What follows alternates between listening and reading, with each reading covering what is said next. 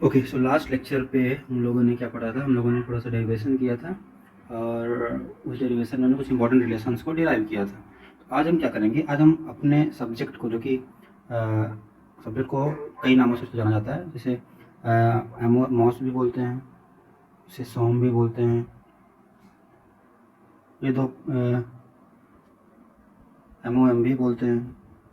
तो इनमें से कोई सा भी नाम अगर आपको दिखे, समझ लेना आप किसके बारे में डिस्कस कर रहे हैं। हम स्ट्रेंथ ऑफ मटेरियल्स के बारे में डिस्कस कर रहे हैं। अब हम बात करते हैं सबसे पहले, क्योंकि इसमें वर्ड जुड़ा हुआ है मटेरियल्स। सबसे पहले मटेरियल्स को कैटेगराइज कर लेते हैं। तो आपको पता है कि हमारे पास जब भी मटेरियल्स की बात होगी तो क्या होगा, मटेरियल्स की बात होगी तो क्या होगा हमारे पास, तो इसको हम क्लासीफाई कर सकते हैं बेसिकली।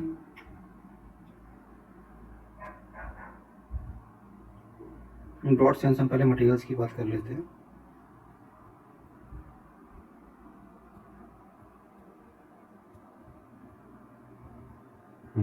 सो मटेरियल्स,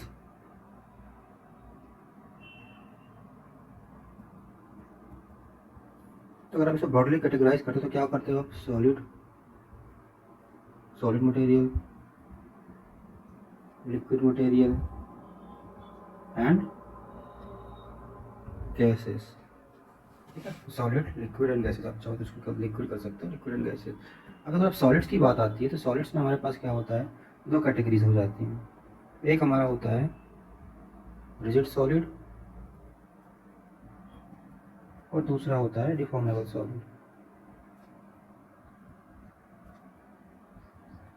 और लिक्विड और गैस आप सबको पता है किस कैटेगरी में आते हैं, they are common category of fluids. ये कहाँ पढ़ाए जाते हैं, FM में, फ्लूइड मैकेनिक्स में। तो उसके बारे में डिस्कस नहीं करते हैं।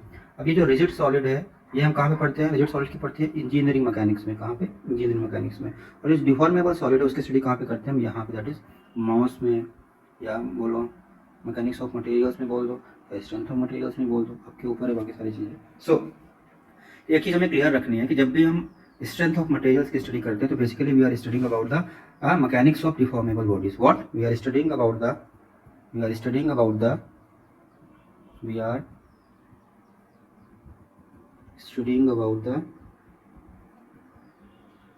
मैकेनिक्स ऑफ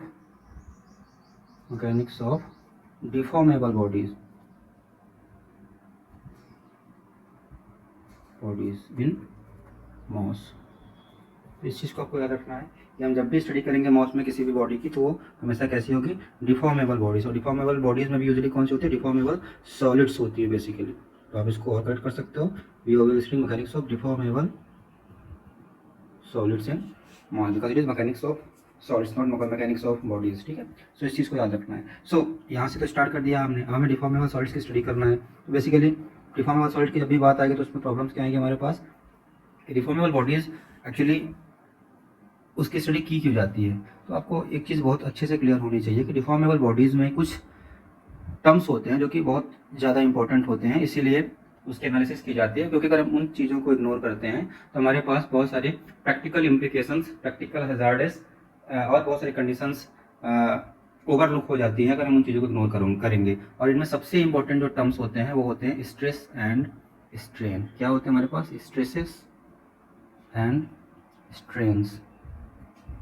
अब ये टॉपिक आपको दिख रहा है stresses and strain, this is not an small topic. आप पूरे मॉस में बस इसी चीज़ की स्टडी करते हो कि स्ट्रेसेस कैसी होती हैं, कहाँ पे डेवलप होती हैं, किस तरह की होती हैं, कितने इनके क्लासिफिकेशंस हैं। सिमिलरली स्ट्रेन्स में क्या क्या होता है और कौन कौन सी चीज़ें इनको गवर्न करती हैं। तो बेसिकली हम यही सारी स्टडी करते हैं हम डिफरेंट केसेस में, डिफरेंट सिचुएशन में, कि मटेरियल के अंदर कितनी स्ट्रेस डेवलप हो रही है, उस स्ट्रेस की वैल्यू कितनी है, उसको कितना लिमिट करके रखना है हमें, ताकि मटेरियल में डिफॉर्मेशन जो हमें एक्सेप्टेबल लिमिट के अंदर ही मिल पाए। इन सारी चीज़ों की स्टडी हम करते हैं इस मॉस में। सबसे पहले समझते हैं टर्म, सबसे इंपॉर्टेंट टर्म स्ट्रेस क्या होती है। देखो, जब स्ट्रेस की बात होती है तो स्ट्रेस कई तरह की होती है, तो क्लासीफाई कर सकते हो। सबसे पहले तो आप ये देखो कि स्ट्रेस का डेफिनेशन, अगर कोई पूछे कि स्ट्रेस क्या होती है तो स्ट्रेस को आप यूजुअली डिफाइन कर सकते हो। Stress is nothing but, stress is intensity of a force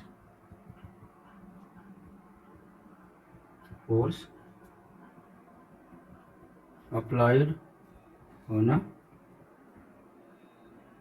body. अब इंटेंसिटी ऑफ अ फोर्स क्या होता है, इंटेंसिटी ऑफ फोर्स को हम इस तरह से डिफाइन कर सकते हैं कि intensity of force that is stress is equal to intensity of a force is equal to nothing but force divided by the area on which this force is acting. So हमारा term निकल के आ जाता है stress. अब कभी कभी इसी term को हम कई सिंबल से डिनोट करते हैं, बट अभी के लिए हम इतना याद रखते हैं कि स्ट्रेस क्या होता है, फोर्स बाय एरिया। अब वो किस तरह का फोर्स है उस पर डिपेंड करेगा कि वो किस तरह की स्ट्रेस डेवलप हो रही है। तो हम बात कर लेते हैं थोड़े से कि एक्चुअली स्ट्रेस दिखती कैसी है।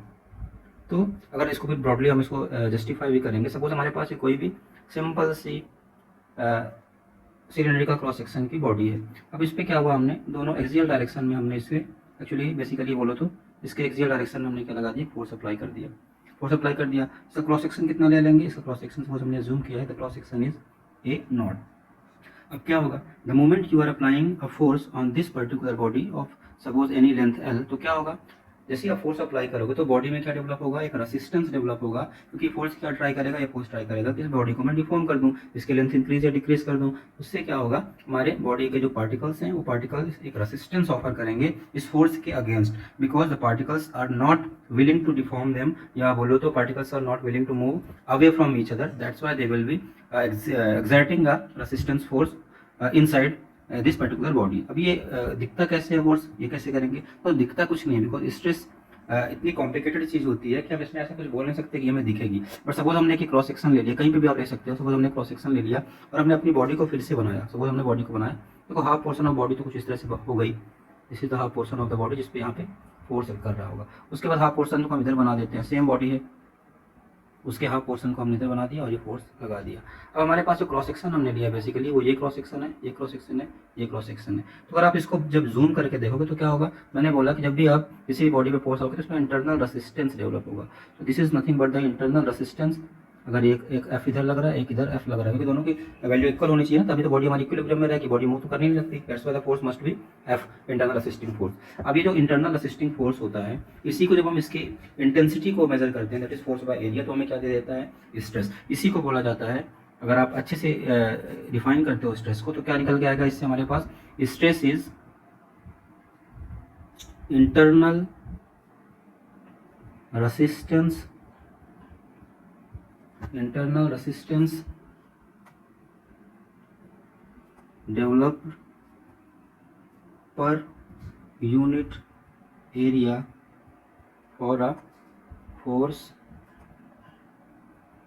applied. Yes, this means अगर हमको एक्सप्रेस करना है इसको जनरल टर्म में तो हम इसको बोल सकते हैं कि स्ट्रेस इज नॉट फोर्स, या बोलो सबसे पहले internal resistance, internal resisting force कहाँ पे एक्ट कर रहा है, वो जिस एरिया पे एक्ट कर रहा है, that is the area. So internal resisting force कितना है हमारे पास, वो इक्वल हो जाता है हमारे पास फोर्स एफ के ही, और एरिया क्या है हमारे पास इनिशियल ए नॉट। तो हमारे पास स्ट्रेस की वैल्यू क्या निकल के आ रही है, stress comes out to be force by area. अब देखो इसमें एक अच्छी बात आपको ये ध्यान में रखनी है, क्योंकि ये जो हमने एरिया और क्रॉस सेक्शन लिया है वो क्या लिया है, वो फोर्स के नॉर्मल है। एरिया क्रॉस सेक्शन कौन सा हमने लिया, ये वाला। तो अगर फोर्स के नॉर्मल है तो इसी को हम एक एग्जैक्ट नाम दे देते हैं, इसको बोल देते हैं नॉर्मल स्ट्रेस। क्या बोलते हैं, नॉर्मल स्ट्रेस। क्यों इसको नॉर्मल स्ट्रेस बोला, बिकॉज ये एरिया के नॉर्मल लग रहा है। सो नॉर्मल स्ट्रेस इसको सिग्मा से भी दिखाते हैं, वो हो जाएगा हमारा फोर्स बाय एरिया। सो आपको ये चीज़ याद रखनी है, हमारे पास जो स्ट्रेस होता है वो क्या होता है, force by area normal to this applied force, that is become normal stress. अब देखो इस तरह से कई सारी स्ट्रेसेस होती हैं, एक तो हमने डिस्कस कर लिया इसकी नॉर्मल स्ट्रेस की। इसी तरह से हमारे पास क्या होता है, अगर हम अच्छे से क्लासीफाई करें स्ट्रेस को तो हमारा एक तो हो गया नॉर्मल स्ट्रेस, एक हो गया नॉर्मल स्ट्रेस, ठीक है। किसकी क्लासिफिकेशन की बात कर रहे हैं यहाँ पे, हम स्ट्रेस की, याद रखना। बाकी जैसे जैसे सिलेबस में आगे बढ़ेंगे हम इन चीज़ों के बारे में डिस्कस करने लगेंगे। इसको सिग्मा से दिखाया जाता है, यस और नो। उसके बाद होता है हमारे पास दूसरा शियर स्ट्रेस, इसको यूजली टाउ से दिखाया जाता है। उसके बाद होता है हमारे पास बेंडिंग स्ट्रेस, क्योंकि नॉर्मल स्ट्रेस के जैसा ही होता है, सॉरी नॉर्मल स्ट्रेस के जैसा ही होता है, इसीलिए इसको भी सिग्मा बी से दिखा देते हैं। उसके बाद हमारे पास होता है टॉर्जनल स्ट्रेस, ये हमारे शियर स्ट्रेस जैसा होता है, इसीलिए इसको हम टाउ टी से दिखा सकते हो या टाउ से ही दिखा सकते हो, आपके ऊपर होता है। उसके बाद हमारा लास्ट होता है बियरिंग स्ट्रेस। अब इन सब में कंफ्यूज नहीं होना है कि हमारे पास कौन सी स्ट्रेस क्या होती है, सिग्मा बियरिंग स्ट्रेस, ठीक है, नाम आपके ऊपर आप क्या दे रहे हो। तो कुछ इस तरह से हमारे पास स्ट्रेस की क्लासिफिकेशन होती हैं। एक तरह से सबकी वैल्यू फोर्स बाय एरिया ही होनी है। इसमें केवल डिफरेंसेस क्या होते हैं कि हमने जो एरिया कंसीडर किया है वो चेंज हो जाता है फॉर द गिवन फोर्स। जैसे अब शियर स्ट्रेस की बात कर लेते हैं, क्योंकि हमने नॉर्मल स्ट्रेस की बात करी है, because this two are used very frequently for the current topics. Rest of the three, that is bending stress, torsional stress और बियरिंग स्ट्रेस, इसको हम बाद में डिस्कस करेंगे। तो अगर हम बात कर लेते हैं शियर स्ट्रेस की, शियर स्ट्रेस क्या होगा, जैसे कि हमने बोला कि हमारे पास स्ट्रेस किस पे डिपेंड करती है, एरिया किस एरिया पे हमने फोर्स अप्लाई किया। तो शियर स्ट्रेस की बात करें, शियर स्ट्रेस को टाउ से दिखाते हैं, तो वो क्या हो जाएगा हमारा, सपोज हमारे पास कोई भी ऑब्जेक्ट था, उसका हमने सपोज हमारे पास एक छोटा सा एक ऑब्जेक्ट बना लेते हैं, सिलेंड्रिकल ऑब्जेक्ट, ठीक, this is our cylindrical object again again, ठीक है। अब क्या हुआ, सपोज इस पर्टिकुलर ऑब्जेक्ट पे हमने क्या किया, अगर हम इसको फोर्स से लगा रहे हैं, तो इसमें फोर्स हमने क्या किया, फोर्स इस तरह से लगाया, फोर्स इस तरह से लगा कि फोर्स हमारा एरिया के परपेंडिकुलर ना होके force is now along the area हो गया, this is the force, this is the force. अगर हमने इस तरह का कुछ फोर्स अप्लाई किया सपोज, और यहाँ पे हमने दूसरे एंड को, क्योंकि अगर इस तरह फोर्स अप्लाई करो तो आधे लोग बोलेंगे सर बॉडी तो मूव कर जाएगा, तो ठीक है, लोग हमने बॉडी को यहाँ पे रेस्ट पे कर दिया, अब बॉडी मूव नहीं करेगा, अब अपने यहाँ पे फोर्स अप्लाई कर दिया, यस और नो। तो यहाँ पे देखो जो फोर्स अप्लाई किया है वो आपने क्या किया है, the force applied is parallel to, force applied is parallel to area of cross section, yes और नो, यस और नो। तो आप इसको इस तरह से ध्यान में रखना। तो शियर स्ट्रेस विल अगेन भी, अगर टाउ को दिखा तो क्या होगा, force by which area, it will be area which is parallel, parallel. तो आप इसको इस तरह से एरिया पैरेलल, अब दिखाने के लिए इसी चीज आपको याद रखें, तो फोर्स वो सेम रहा, एरिया पैरेलल हो गया। तो यहाँ पे हम छोटा सा एक ब्रैकेट बना देते हैं, उसमें छोटा सा सिम्बॉलिकली दिखा देते हैं शियर स्ट्रेस कब देखना है, और हमारे पास नॉर्मल स्ट्रेस कब देखना। सपोज हमारे पास एरिया क्रॉस सेक्शन है, ये दोनों एरिया क्रॉस सेक्शन है, ये दोनों एरिया क्रॉस सेक्शन है। एक में हमने फोर्स को क्या किया, एक में फोर्स को हमने इस तरह से लगा दिया, और एक में हमने फोर्स को इस तरह से लगा दिया, सेम फोर्स।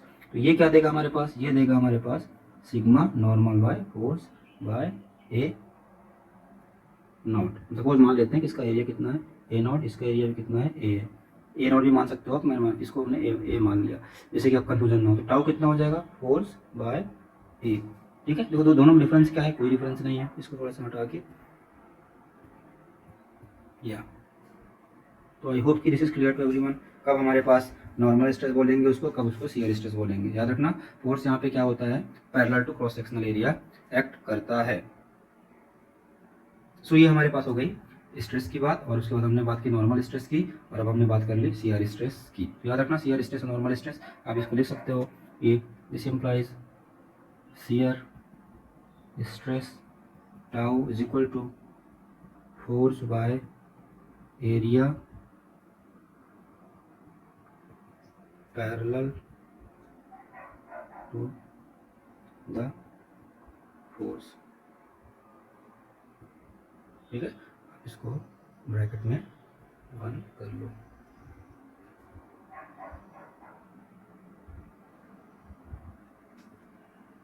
ये हमारे पास क्या निकल के आ गया, शियर स्ट्रेस की डेफिनेशन आ गई दोनों के केस में। अब हम बात कर लेते हैं थोड़ा सा, इसकी बात करेंगे, अब हम बात कर लेते हैं कि स्ट्रेन क्या होती है, उसके बाद हम अपने टॉपिक्स पे मूव करेंगे, बिकॉज इन दोनों की रिक्वायरमेंट बहुत ज़्यादा पड़ेगी हमें जब भी हम कहीं से भी कोई भी टॉपिक स्टार्ट करते हैं। तो स्ट्रेन क्या होता है,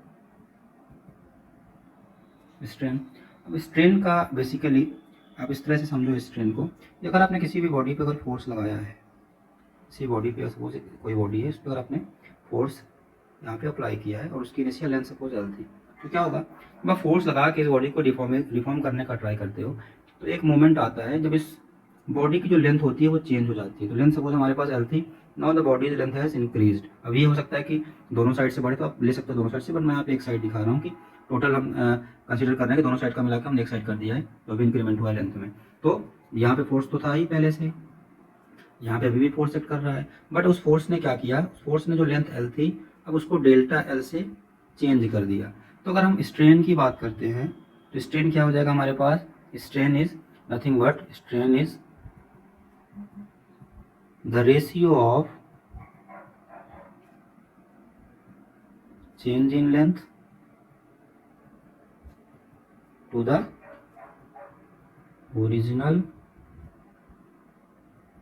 लेंथ, यस। अब स्ट्रेन को दिखाने के लिए हमारे पास एक सिंबल एप्सिलॉन यूज होता है, याद रखना इसको बोलते हैं एप्सिलॉन बोलते हैं। तो हम लिख सकते हैं कि एप्सिलॉन, या बोलो स्ट्रेन लिख दो पहले से, इसको स्ट्रेन, इसको एप्सिलॉन से दिखाते हैं, वो क्या हो जाएगा, ratio of change in length that is delta L by original length that is called strain.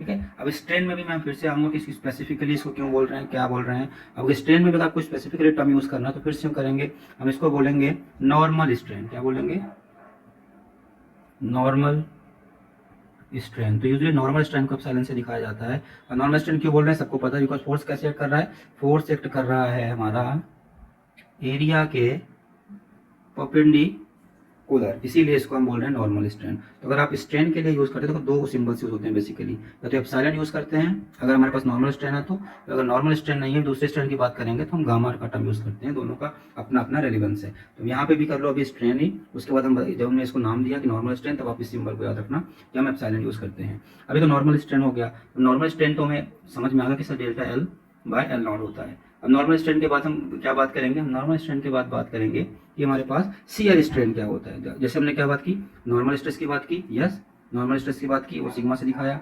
उसके बाद हमारे पास शियर स्ट्रेस की बात की, उसको हमने टाउ से दिखाया, नॉर्मल स्ट्रेन को एप्सिलॉन से दिखाया। तो हम क्या करेंगे, शियर स्ट्रेन की बात कर लेते हैं और देखते हैं शियर स्ट्रेन होता क्या है। शियर स्ट्रेन, अरे वो शियर स्ट्रेन का सिंबल कौन से यूज करते हैं, जैसे मैंने पहले ही बना दिया था गामा, तो इसको हम गामा से दिखाते हैं। तो शियर स्ट्रेन बेसिकली कैसे हम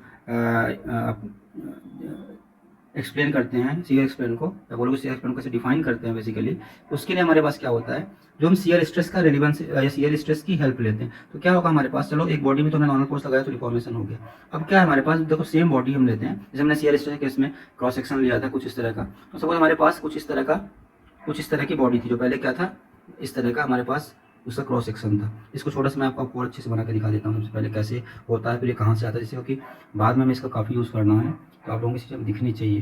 ठीक है। So this was the thing, हमारे पास यहाँ पे फोर्स अप्लाइड था। इनिशियली हमने क्या किया, हमने एक यहाँ पे क्रॉस सेक्शन लिया है, छोटा सा क्रॉस सेक्शन लिया। इसी क्रॉस सेक्शन को हम यहाँ पे जूम करके बनाने जा रहे हैं। कुछ इस तरह का क्रॉस सेक्शन हमें इनिशियली मिलेगा जब भी हमारे पास बॉडी नॉर्मल डायरेक्शन में देखेंगे, इस बॉडी को नॉर्मल डायरेक्शन में। अब यहाँ पे जो हमने फोर्स अप्लाई किया है बेसिकली, आप इसको अभी अप्लाई मत करो, बेसिकली अभी बॉडी का हमने बस छोटा सा पार्ट लिया है। सपोज हमारे पास इस बॉडी पे क्या हुआ, कुछ इस तरह की लोडिंग हो रही हो, ठीक है, बॉडी पे लोडिंग हो रही होगी किसी भी तरह से, हमें अभी उससे लेना देना नहीं है, इसके बाद में हम स्टडी करेंगे किस तरह से लोडिंग हो रही है, जिससे कि इस तरह का डिफॉर्मेशन होता है, जिससे शियर स्ट्रेन डेवलप होता है। ठीक है। तो इस बॉडी में हमने क्या किया है, लोडिंग करनी है। अब हमने क्या किया, छोटा सा सेक्शन लिया है, उसको हमने बड़ा करके यहाँ पे दिखा दिया है, वो अभी क्या स्क्वायर रेक्टेंगुलर दिख रहा है। अब सपोज हमारे पास क्या हुआ, इस बॉडी पे हमने क्या किया, जो इनिशियल स्टेट था कुछ इस तरह से लोडिंग हुई, क्योंकि उस पर हमारे पास शियर स्ट्रेस, या बोलो कि टाउ डेवलप हो गई उस बॉडी पे, और बॉडी पे डेवलप होगी तो बॉडी का कोई भी सेक्शन लोगे उस पर भी डेवलप होगी। सपोज हमने उस बॉडी के सेक्शन को लिया, उसमें हमने देखा कि उस पर टाउ के सरफेस पे कुछ इस तरह से आ रहा था। अब मुझे एक बात बताओ, अगर टाउ किसी बॉडी के सरफेस पे इस तरह से आएगा तो क्या हम बोल सकते हैं कि अगर बॉडी इनिशियली ऐसी थी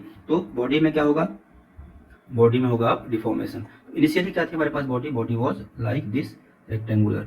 now what happened, now you have applied the value tau, that is shear stress apply किया, उसकी वजह से क्या होगा, बॉडी में होगा डिफॉर्मेशन। डिफॉर्मेशन होगा बॉडी में, कैसा डिफॉर्मेशन होगा, बॉडी में होगा angular deformation, angular deformation. This means इसका अगर एज ये ए है, ये बी था इनिशियली, ये सी था और ये डी था, तो अब क्या होगा, B will be shifting to the B dash and C will be shifting to the C dash, और हमारे पास ए और डी इंटैक्ट रहे। हम ऐसा मान सकते हैं, आप देखो ऐसे भी मान सकते हो कि दोनों साइड से डिफॉर्मेशन होगा, बट हमने क्या किया, दोनों एक अगर नीचे भी डिफॉर्मेशन हो तो उसको शिफ्ट करके ऊपर करके नेट डिफॉर्मेशन हम केवल डायरेक्शन में लेंगे, जिससे कि चीज़ों को एनालाइज करने में हमें ईजी पड़े। So the net deformation comes out to be by the angle theta. ठीक है, इसको बोला जाता है एंगुलर डिफॉर्मेशन। जब हम एंगुलर डिफॉर्मेशन की बात करते हैं तो इसी एंगुलर डिफॉर्मेशन को बेसिकली हम स्ट्रेन का नाम दे देते हैं, और उसी को बोला जाता है क्या, शियर स्ट्रेन। सो इसी थीटा को क्या बोला जाता है हमारे पास, शियर स्ट्रेन। तो अगर आपको कोई बोलता है कि शियर स्ट्रेन फाइंड आउट करो, तो कैसे फाइंड आउट करोगे, शियर स्ट्रेन को हम क्या करेंगे, इसका tan ऑफ थीटा ले लेंगे। तो शियर स्ट्रेन क्या होती है, शियर स्ट्रेन इसको गामा से दिखाया जाता है, वो क्या होता है, tan of this theta.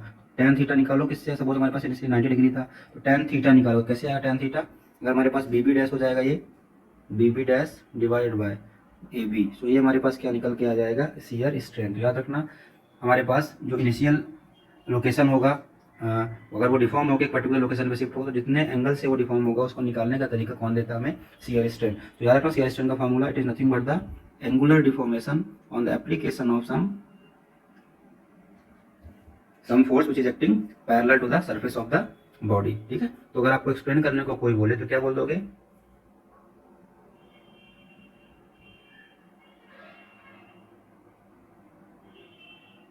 It is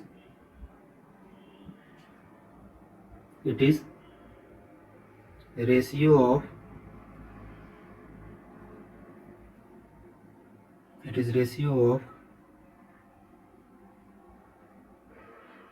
या फिर इसको आप ऐसे लिख सकते हो, what is it is tangent of angular deformation produced in the body. याद रखना, टेंजेंट क्यों बोला? टेन थीटा लेना है। एंगुलर डिफॉर्मेशन मीन्स जितने एंगल से वो बॉडी हमारी टिल्ट की है या उसमें डिफॉर्मेशन हुआ, जितना भी एंगुलर डिफॉर्मेशन हुआ उसका टेंजेंट ले लेंगे तो हमारे पास क्या मिल जाएगा? Shear strain. देखो शियर स्ट्रेन, अगर आप स्ट्रेन का कंपेरिजन करो तो क्या होगा? Change in length by original length. A भी क्या है? ओरिजिनल। चेंज इन लेंथ कितना है? बी से बी डैश में गया तो हमारे पास एंगुलर डिफॉर्मेशन हुआ तो चेंज इन लेंथ। तो स्ट्रेन की डिफिनेशन इंटैक्ट रहेगी। उसमें शियर लगना है या नॉर्मल लगना है वो डिफाइन करेगा कि आपका जो डिफॉर्मेशन हो रहा है क्या है, वो लीनियर है या एंगुलर है। अगर लीनियर है, नॉर्मल टू द फोर्स है, तो हमारे पास नॉर्मल स्ट्रेन आ जाएगी। और हमारे पास parallel to the direction of the force है या एंगुलर है तो हमारे पास उसको क्या बोल देते हैं? Shear strain. So this is all about the normal strain, normal stress, shear strain and shear stress. तो I hope these two things are clear to you very well. अगर इसमें कोई डाउट होता है तो आप बाद में पूछ सकते हैं कि सर इसमें ये प्रॉब्लम है, इसमें ये समझ में नहीं आया, और बाकी सारी चीज़ें। ठीक है, अब देखो दो चीज़ें आती है इसमें जिसमें हम कंफ्यूज होते हैं। सबसे पहला यूनिट। ठीक है, यूनिट्स। तो वैसे यूनिट्स के बारे में डिस्कस मैं पहले कर चुका हूँ, लेकिन फिर भी अब स्ट्रेस क्या होता है? Stress is nothing but force by area. किसी भी तरह का स्ट्रेस हो तो अगर फोर्स की यूनिट लेते हैं तो क्या आता है? न्यूटन। एरिया की यूनिट यूजुअली अगर हम मास में डील करें तो mm स्क्वायर लेते हैं, मतलब mm स्क्वायर। सो अगर स्ट्रेस की बात करो तो क्या हो जाएगा? वो न्यूटन mm स्क्वायर। ठीक है, और अगर यहीं पे स्ट्रेन की बात करो तो स्ट्रेन क्या होता है? Change in length divide by original length. तो चेंज इन लेंथ का यूनिट किसमें होगा? ऑब्वियसली बात है mm में होगा। ओरिजिनल लेंथ किसमें होगा? वो भी mm में होगा। This means this becomes unit less. तो याद रखना, स्ट्रेन की कोई यूनिट नहीं होती, वेयर स्ट्रेस की यूनिट यूजली होती है न्यूटन पर mm स्क्वायर। तो दो चीजें आपको हमेशा से याद रखनी है। अब देखो इसके बाद बताया जाता है आपको स्ट्रेस और स्ट्रेन का डायग्राम। तो वो डायग्राम वैसे हमने डिस्कस कर लिया है, लेकिन फिर भी क्विक रिव्यू में हम उस थोड़ा सा उसको बना लेते हैं और एक कंपेरेटिव डायग्राम बनाएंगे हम डिफरेंट मटेरियल्स के लिए। ठीक है, तो इसको ध्यान में रखना आप सब लोग, स्ट्रेस वर्सेस स्ट्रेन डायग्राम। और जब भी मैं स्ट्रेस और स्ट्रेन डायग्राम की बात करूँ तो बेसिकली वो क्या है? Engineering stress. हमने इसके बारे में डिटेलिंग में पढ़ा है कि इंजीनियरिंग स्ट्रेस और बाकी स्ट्रेस में क्या डिफरेंस होता है। Engineering stress versus engineering strain diagram है ये। ठीक है, तो कोई डाउट नहीं होना चाहिए कि सर दोनों में क्या अंतर है। याद रखना, जब भी हम इंजीनियरिंग टर्म लगा देते हैं तो वहाँ पे हम क्या लेते हैं? हमेशा ओरिजिनल क्रॉस सेक्शनल एरिया या ओरिजिनल लेंथ लेते हैं। लेकिन अगर ट्रू वाला पार्ट रहेगा तो वहाँ पे लेंथ भी चेंज होती है, एरिया भी चेंज होती है, तो हमें जो भी उस मूवमेंट पे एरिया होता है उसको कंसीडर करना पड़ता है बाकी केसेस में। सो अगर इसकी बात करते हैं, सबसे पहले किसके लिए डायग्राम हमने बनाया था? हमने डायग्राम बनाया था माइल्ड स्टील मटेरियल के लिए। आई होप को तो सबको याद होगा सर, कुछ इस तरह से जाता है डायग्राम माइल्ड स्टील का। यहाँ पे स्ट्रेट लाइन थोड़ा कर्वेचर लेता है, फिर ये पॉइंट, फिर अल्टीमेट पॉइंट, फिर फ्रैक्चर पॉइंट। ये किसके लिए होता है? ये हमारा माइल्ड स्टील के लिए।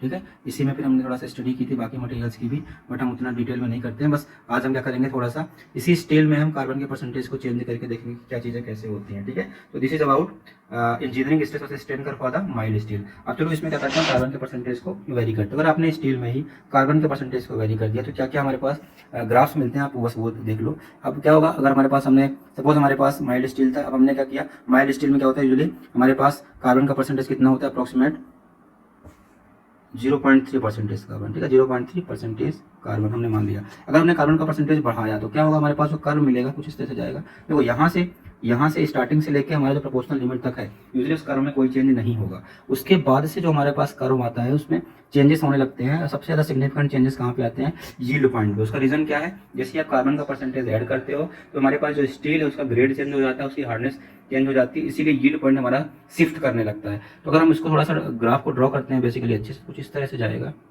ये अगर हमारे पास कार्बन का परसेंटेज सपोज हमने बढ़ा दिया 0.3 था, इसको हमने 0.5% कार्बन कर दिया, और बढ़ा दो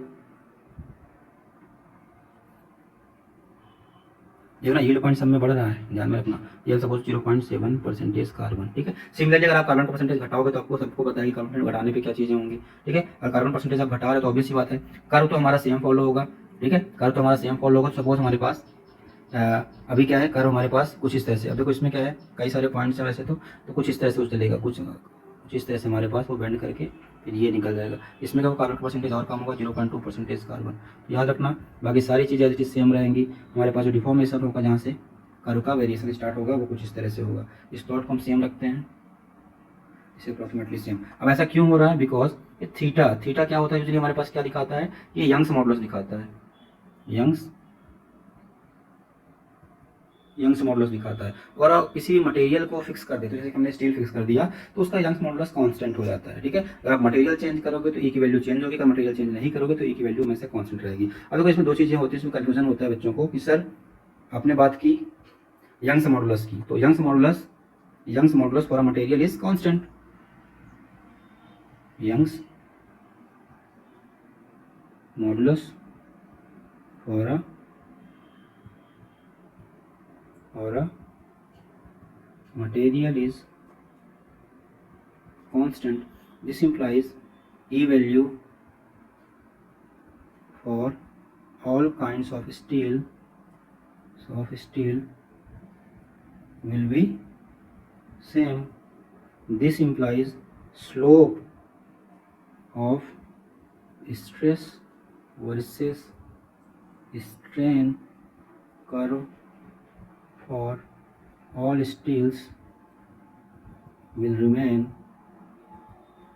same, ठीक है। जहाँ स्लोप में कोई चेंज नहीं आएगा, तो आपको पता है टेन थीटा हमारे पास क्या होता है, स्ट्रेस और स्ट्रेन का रेशियो होता है, वो यंग्स मॉडुलस को दिखाता है। टेन थीटा क्या होता है, tan theta is equal to E and it is nothing but the ratio of stress by strain, जो कि कहाँ से आता है हमारे पास, कहाँ से आता है, हुक्स लॉ से। आई होप सबको याद होगा ये कहाँ से आता है, हुक्स लॉ से, ठीक है। तो इसको याद रखना, टेन थीटा हमारा फिक्स, दैट्स वाई स्टील के लिए फिक्स हो गया। अब देखो बहुत से लोग कंफ्यूजन होता है कि सर आपने स्टील की बात कर दी थी, लेकिन आप बताइए कास्ट आयरन के लिए तो आप ग्राफ अलग बना देते हो, क्यों? कास्ट आयरन में तो हम क्या बोलते हैं, अगर हम कास्ट आयरन में कार्बन का परसेंटेज यूजुअली अगर ग्रेटर देन 3% कार्बन कर दें, 3% कार्बन करें तो कास्ट आयरन बन जाता है। ये भी तो है, आयरन और कार्बन का ही मिक्सचर है। फिर इसके लिए हमारे पास ए की वैल्यू चेंज क्यों हो जाती है? देखो उसका एक बहुत ही सिंपल रीज़न है, उसका एक बहुत ही सिंपल सा रीज़न है, वैल्यू ऑफ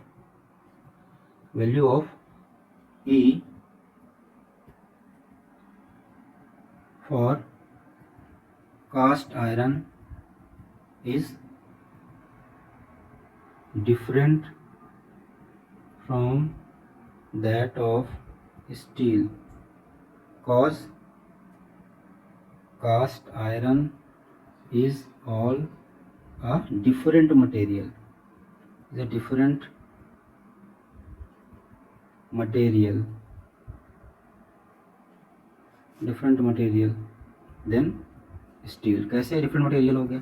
अब वो इस तरह से, मैंने बोला था जब भी मटेरियल डिफरेंट मटेरियल हो जाएगा तो एक वैल्यू चेंज होगी। वो मटेरियल कैसे चेंज, डिफरेंट मटेरियल कैसे है? तो अगर आपको थोड़ा सा भी आप लोगों ने आयरन कार्बन डायग्राम वगैरह कुछ पढ़ा हो तो आपको पता है स्टील क्या होती है। यूजुअली स्टील होती है हमारे पास, steel is nothing but the, ये मिक्सचर होता है हमारे पास ferrite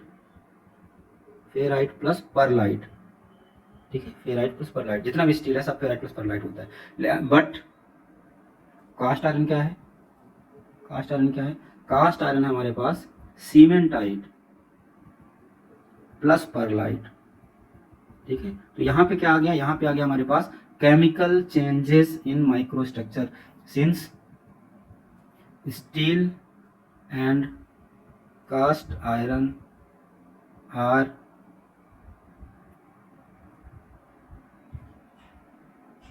having different composition at micro level, so these two are different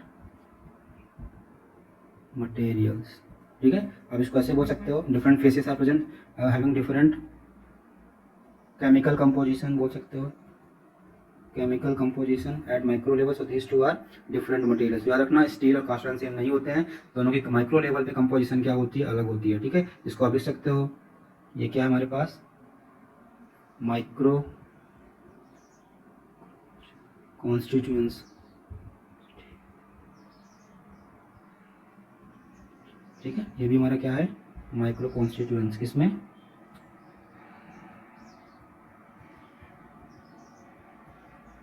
इसीलिए जब भी अगर आप कास्ट आयरन का ग्राफ बनाते हो डेविएट होता है किससे, स्टील से, ठीक है। तो एक ओवरऑल कंपैरिजन बना लेते हैं जल्दी से, उसके बाद वाइंड अप करते हैं लेक्चर को, क्योंकि थोड़ा बड़ा होता जा रहा है लेक्चर। उसके बाद ये सारी तो यह चीज़ें पढ़ी हुई हैं, लेकिन फिर भी एक कंपेरेटिव स्टडी देना काम है हमारा। उसके बाद हम अपने मेन टॉपिक्स पे आएंगे, जो कि न्यूमेरिकल सॉल्विंग, डिफरेंट टॉपिक्स हैं हमारे पास, जिनके बेसिस पे क्वेश्चन सॉल्व करने होते हैं किसी भी मटेरियल के एनालिसिस करके, ठीक है। तो चलिए सबसे पहले ग्राफ्स प्लॉट कर लेते हैं कुछ सिंपल से। माइल्ड स्टील वगैरह का सबको पता है कैसा है, तो थोड़ा सा बना लेते हैं उसको। माइल्ड स्टील का हल्का सा इस तरह से बना लेते हैं। ये माइल्ड स्टील सपोज है, छोटे छोटे ग्राफ बनाएंगे, ज़्यादा बड़े नहीं, बाकी आप सबको पता है क्या कैसे ज़्यादा क्या हो गया हमारा माइल्ड स्टील, ठीक है। अगर हम बात कर लेते हैं रॉट आयरन की, तो रॉट आयरन में थोड़ा सा हमारे पास क्या जाएगा, रॉट आयरन,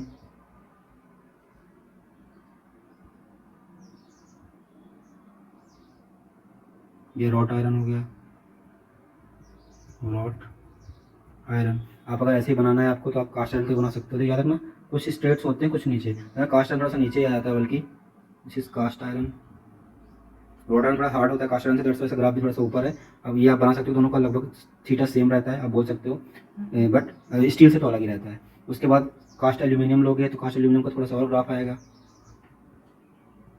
उसके बाद आप क्या करोगे, स्टील लोगे, वही सेम स्टील लोगे, जिसमें कि अलॉयड स्टील होगी, तो ऑब्वियसली बात है स्टील है, तो स्टील का ग्राफ तो सेम ही जाएगा ना, क्योंकि हमारे पास अभी भी स्टील है।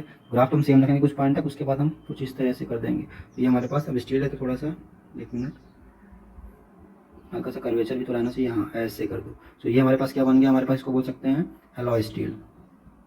एलॉय स्टील की हार्डनेस थोड़ी ज़्यादा होगी कंपेयर टू माइल्ड स्टील के, इसलिए हमारे पास ये कुछ इस तरह से हो। इसको बोलते हैं यूजुअली एलॉय स्टील को निकल क्रोमियम, क्योंकि ज़्यादा टाइम पे ऐड किया जाता है, निकल क्रोमियम स्टील भी आप इसको बोल सकते हो अभी के लिए, ठीक है। इसके बाद एक लास्ट वाला जो कि काफ़ी यूज़ होता है, उसको बना लेते हैं, वो कौन सा है हमारे पास, high carbon steel. High carbon में क्या होगा, और ज़्यादा ग्राफ ऊपर चला जाएगा, कुछ इस तरह से। ये तो ये हमारे पास डिफरेंट पॉइंट्स आ गए। ये हमारा क्या बन गया, हाई